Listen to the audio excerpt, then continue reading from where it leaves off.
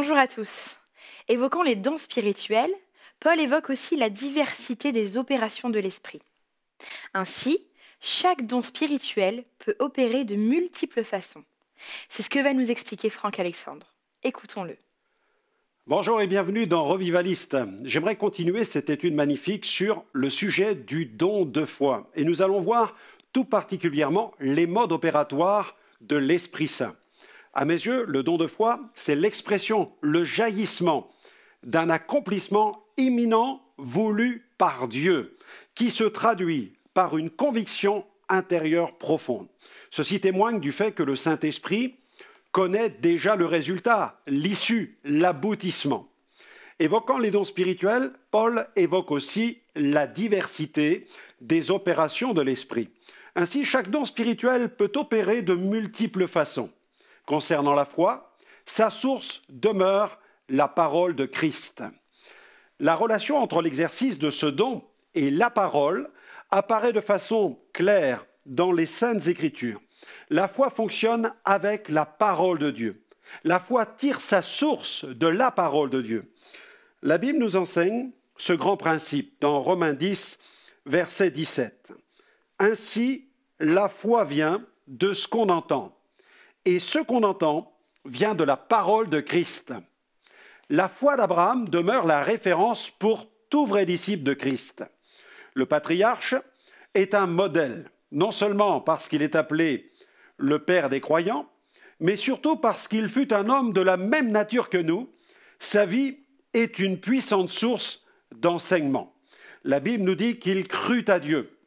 Cette foi dans le vrai Dieu lui valut d'ailleurs d'être appelé ami de Dieu. Il crut à la parole de Dieu. Cette parole qu'il reçut de l'Éternel lui commanda de quitter son pays et de placer sa pleine confiance dans le Dieu vivant et vrai, qui le conduirait dans un pays, celui de la promesse. Cette foi se manifesta aussi par le fait qu'il accepta de rompre avec la culture idolâtre de son pays. Il quitta la Chaldée sur l'ordre de Dieu pour un pays vers lequel Dieu allait permettre le développement du culte destiné au vrai Dieu. Genèse 12, verset 4. Abraham partit comme l'Éternel le lui avait dit, et Lot partit avec lui. Ils partirent pour aller dans le pays de Canaan, et ils arrivèrent au pays de Canaan. Abraham est donc parti comme l'Éternel le lui avait dit. Il apparaît clairement que la parole de Dieu avait déjà résonné dans son cœur. Voyons diverses communications. La parole de Dieu nous est adressée par divers canaux. La Bible, une révélation au moyen d'un signe, la parole d'un ange, une conviction intérieure. Parfois, il s'agit d'une prophétie, une parole de connaissance, une parole de sagesse, peut-être même la visite d'un prophète ou encore un songe, une vision. Il nous faut être attentifs aux différents messages que Dieu désire nous adresser. Trop de chrétiens se plaignent de ne pas entendre Dieu leur parler et pourtant, il n'y a pas de crise de révélation.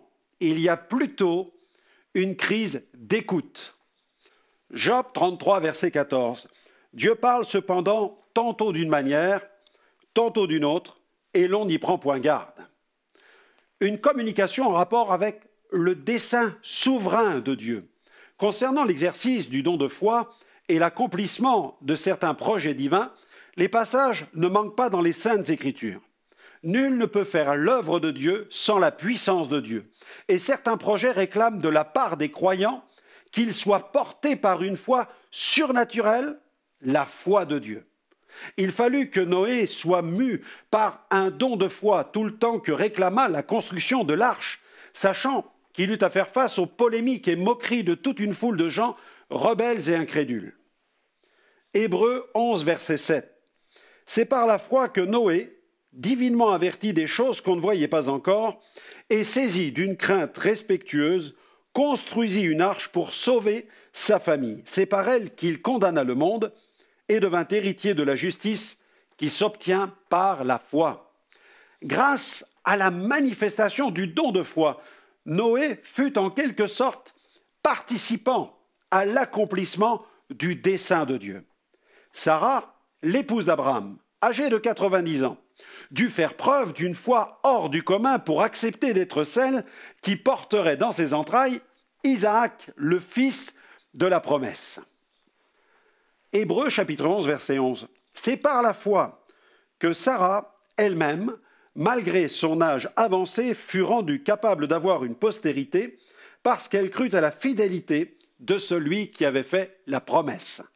Abraham, lui aussi, manifesta une foi d'une nature exceptionnelle lorsqu'il accepta de sacrifier Isaac, convaincu que Dieu a le pouvoir de ressusciter les morts puisqu'il lui avait promis une grande postérité. Dans Hébreux 11, versets 17 à 19, c'est par la foi qu'Abraham offrit Isaac, lorsqu'il fut mis à l'épreuve et qu'il offrit son fils unique, lui qui avait reçu les promesses et à qui il avait été dit « En Isaac sera nommé pour toi une postérité », il pensait, vous voyez ce que dit le texte, il pensait que Dieu est puissant, même pour ressusciter les morts, aussi le recouvra-t-il par une sorte de résurrection. Là encore, il fut question de l'accomplissement du dessein de Dieu, sachant que c'est de la descendance d'Abraham que Jésus fut issu. Alors qu'il se trouve en prison, la foi des apôtres Paul et Silas s'exprime librement. Elle n'est pas emprisonnée. Ils prient et offrent des louanges à l'Éternel. De toute évidence, ils sont portés par ce merveilleux don de foi et sont les témoins de la manifestation de la gloire de Dieu. Ils voient de leurs propres yeux les fondements de cette prison être ébranlés et les chaînes des prisonniers se briser sans qu'aucun des détenus ne périsse ou ne prenne la fuite. Nous allons lire dans la parole de Dieu, dans Acte 16, versets 25 à 33, le récit de cette histoire dans la prison avec Paul et Silas. Le texte nous rappelle ceci, vers le milieu de la nuit, Paul et Silas priaient et chantaient les louanges de Dieu et les prisonniers les entendaient. Tout à coup, il se fit un grand tremblement de terre, en sorte que les fondements de la prison furent ébranlés. Au même instant, toutes les portes s'ouvrirent et les liens de tous les prisonniers furent rompus. Le geôlier se réveilla et lorsqu'il vit les portes de la prison ouvertes, il tira son épée et allait se tuer, pensant que les prisonniers s'étaient enfuis. Mais Paul cria d'une voix forte, « Ne te fais point de mal, nous sommes tous ici. » Alors le geôlier, ayant demandé de la lumière, entra précipitamment et se jeta tout tremblant aux pieds de Paul et de Silas. Il les fit sortir et dit, « Seigneur, que faut-il que je fasse pour être sauvé ?» Paul et Silas répondirent, « Crois au Seigneur Jésus, et tu seras sauvé, toi et ta famille. » Et ils lui annoncèrent la parole du Seigneur, ainsi qu'à tous ceux qui étaient dans sa maison. Il les prit avec lui, à cette heure même de la nuit, il lava leurs plaies, et aussitôt, il fut baptisé, lui et tous les siens. Amen. Et puis cet autre épisode de l'Ancien Testament met une nouvelle fois en scène le prophète Élie. Alors que le peuple hébreu connaît une période de déclin sur le plan spirituel, le jugement de Dieu s'abat sur le pays. Un temps de sécheresse est annoncé, mais la révélation du dessein de Dieu et de cette saison sèche s'accompagne à nouveau, pour le prophète, de la manifestation du don de foi. Élie annonce au roi Akab l'imminence d'une saison sèche. Dans le livre des rois, le premier livre des rois, chapitre 17, versets 1 à 7.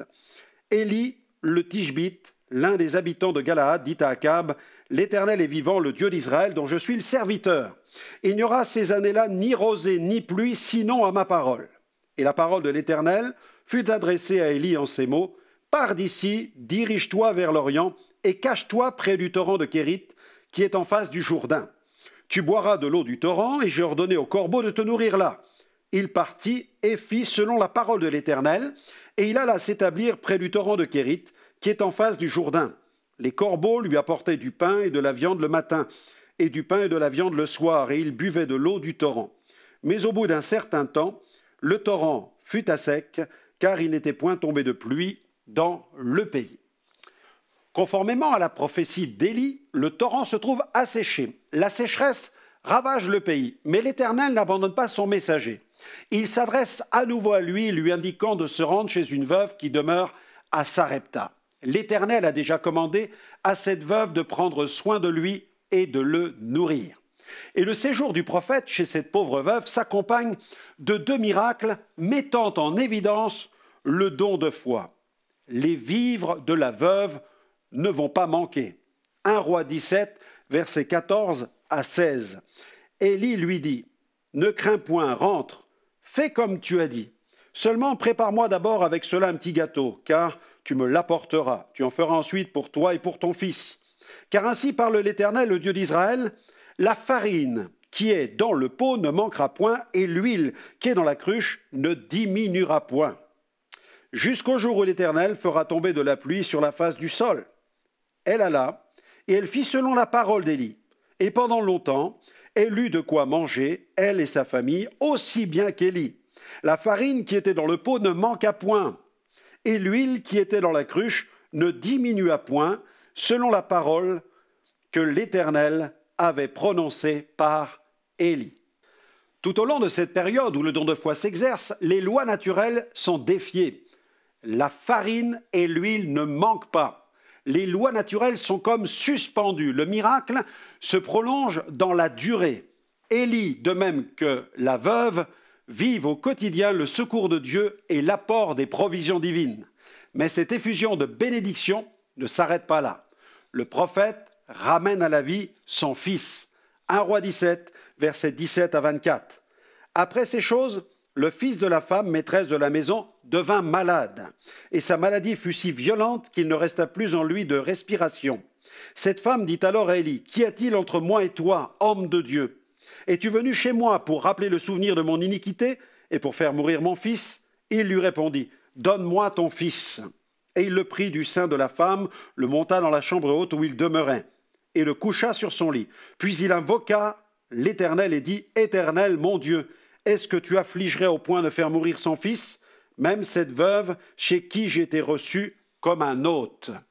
Et il s'étendit 3 fois sur l'enfant, invoqua l'Éternel et dit, « Éternel, mon Dieu, je t'en prie, que l'âme de cet enfant revienne au-dedans de lui. » L'Éternel écouta la voix d'Élie, et l'âme de l'enfant revint au-dedans de lui, et il fut rendu à la vie.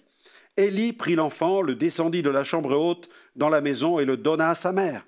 Et Élie dit, « Vois, ton fils est vivant. » Et la femme dit à Élie, « Je reconnais maintenant que tu es un homme de Dieu et que la parole de l'Éternel dans ta bouche est vérité. » Là encore, le prophète est porté par le don de foi. Nous le voyons s'étendre jusqu'à 3 fois sur l'enfant mort, invoquant le nom de l'Éternel. Devant cette expression intense de foi, l'Éternel accède à sa demande et permet que l'enfant revienne à la vie. Alors que la veuve avait été le témoin des provisions surnaturelles de farine et d'huile, il est étonnant de constater qu'elle eut encore besoin de ce second miracle pour reconnaître le caractère divin du ministère d'Élie. Dieu est tellement bienveillant. L'annonce du retour de la pluie par Élie. Cette annonce du retour de la pluie fut, elle aussi, accompagnée du don de puissance. Intérieurement, porté par le don de foi et habité par l'intelligence du dessein de Dieu, Élie demande à son serviteur d'observer l'horizon à 7 reprises. À mesure qu'Élie persévère dans la prière et la foi, il envoie le serviteur scruter le ciel. Dans le premier livre des Rois, chapitre 18, versets 41 à 46, Élie dit à Akab, « Monte, mange et bois, car il se fait un bruit qui annonce la pluie. » Akab monta pour manger et pour boire, mais Élie monta au sommet du Carmel et, se penchant contre terre, il mit son visage entre ses genoux et dit à son serviteur, « Monte, regarde du côté de la mer. » Le serviteur monta, il regarda et dit, « Il n'y a rien. » Élie dit 7 fois, « Retourne. » À la 7e fois, il dit, « Voici un petit nuage qui s'élève de la mer et qui est comme la paume de la main d'un homme. » Élie dit, « Monte et dis à Akab, attelle et descends, afin que la pluie ne t'arrête pas. » En peu d'instants, le ciel s'obscurcit par les nuages, le vent s'établit et il y eut une forte pluie. Akab monta sur son char et partit pour Jizréel, et la main de l'Éternel fut sur Élie, qui se saignit les reins et courut devant Akab jusqu'à l'entrée de Jizréel. Élie vécut une véritable saison miraculeuse dans son ministère, car non seulement il vit la pluie inonder le pays, mais il contribua aussi à faire tomber le feu du ciel au moment de l'affrontement au Carmel avec les faux prophètes de Baal. Par contre, après ces deux expériences glorieuses, au cours desquelles Dieu manifesta sa grande puissance, le prophète traversa une période de déprime sur le plan spirituel. Il réclama même la mort. Alors qu'il a été non seulement le témoin, mais aussi l'instrument pour l'accomplissement de grands miracles, il se met à craindre pour sa propre vie. Mais l'Éternel le fortifia tout à nouveau en dépêchant un ange à ses côtés pour le nourrir. Harold Orton a déclaré « Le don de foi n'exclut pas le doute chez celui qui le possède. Ce dernier a besoin, comme n'importe quel autre chrétien, d'un effort de consécration et de volonté pour croire en Dieu dans les circonstances ordinaires, c'est-à-dire non miraculeuses, de la vie. Élie a besoin de retrouver l'intimité de cette communion qu'il ne peut trouver que dans la présence de Dieu. L'Éternel s'adresse à lui, l'invitant à se mettre à l'écart sur la montagne afin de lui révéler la douceur de sa présence. Dans 1 Roi 19, versets 11 à 13, l'Éternel dit « Sors et tiens-toi dans la montagne devant l'Éternel. » Et voici, l'Éternel passa. Et devant l'Éternel, il y eut un vent fort et violent qui déchirait les montagnes et brisait les rochers. L'Éternel n'était pas dans le vent. Et après le vent, ce fut un tremblement de terre. L'Éternel n'était pas dans le tremblement de terre. Et après le tremblement de terre, un feu. L'Éternel n'était pas dans le feu. Et après le feu, un murmure doux et léger. Quand Élie l'entendit, il s'enveloppa le visage de son manteau, il sortit et se tint à l'entrée de la caverne. N'aspirons pas à la puissance, mais aspirons plutôt à la présence de l'Esprit Saint. Dieu saura en son temps manifester la puissance nécessaire à toutes fins utiles. La vie d'Élie, avec ses temps de gloire et ses moments de défaillance, nous rappelle qu'il fut un homme de la même nature que nous.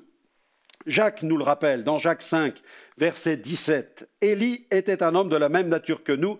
Il pria avec instance pour qu'il ne plût point, et il ne tomba point de pluie sur la terre pendant 3 ans et 6 mois.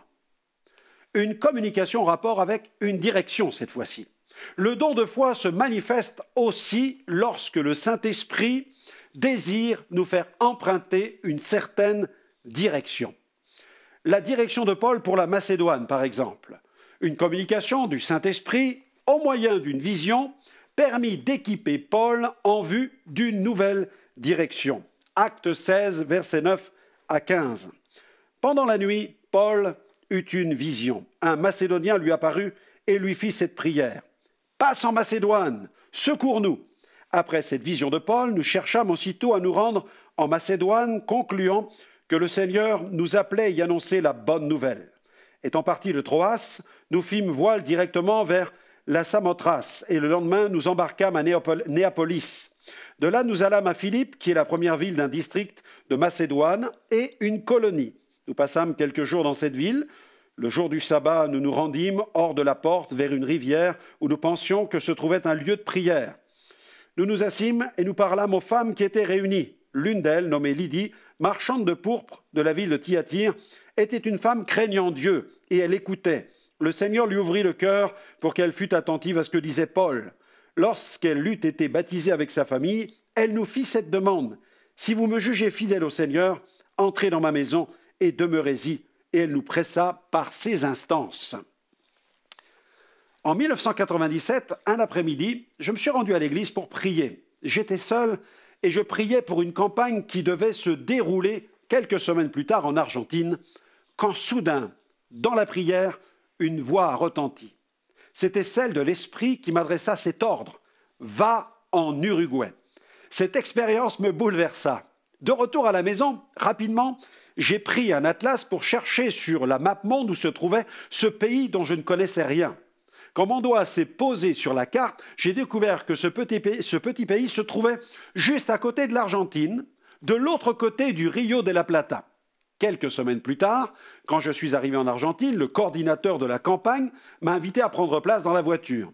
Et tout en roulant et en me conduisant vers le centre de Buenos Aires, il m'a posé la question suivante. « Veux-tu aller en Uruguay ?» J'ai compris à ce moment-là que Dieu voulait vraiment que j'aille dans ce pays tenir des campagnes d'évangélisation. Ainsi, plusieurs années de suite, je me suis rendu dans ce pays pour y annoncer la bonne nouvelle.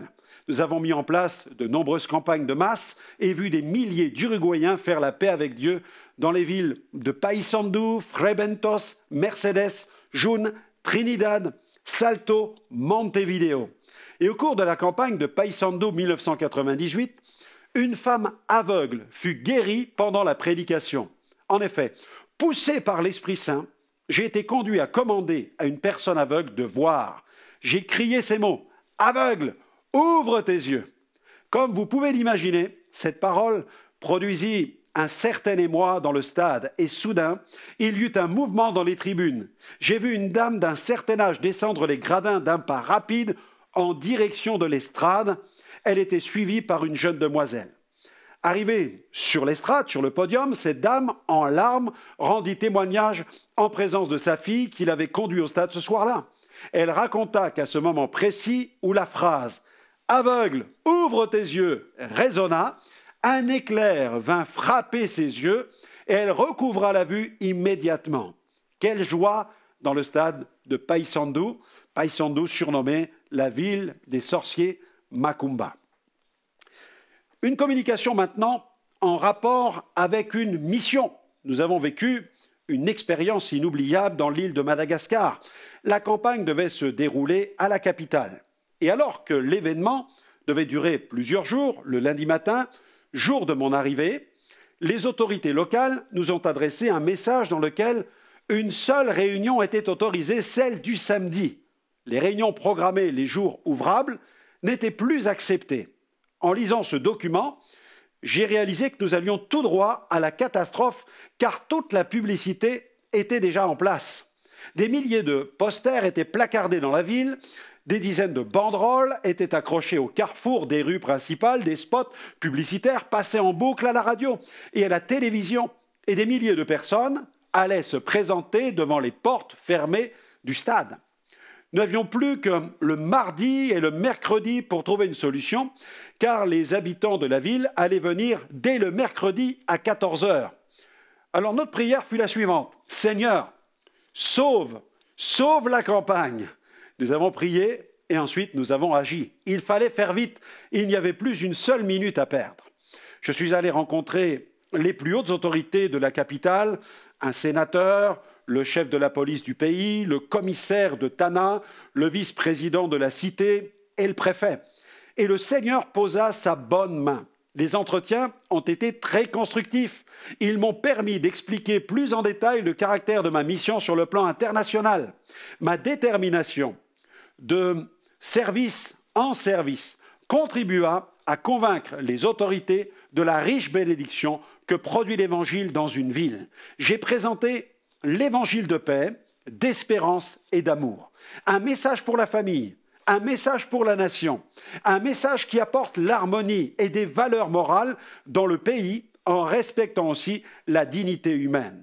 Nous aurions pu accepter la situation avec fatalité, mais le Saint-Esprit nous a jetés dans la bataille.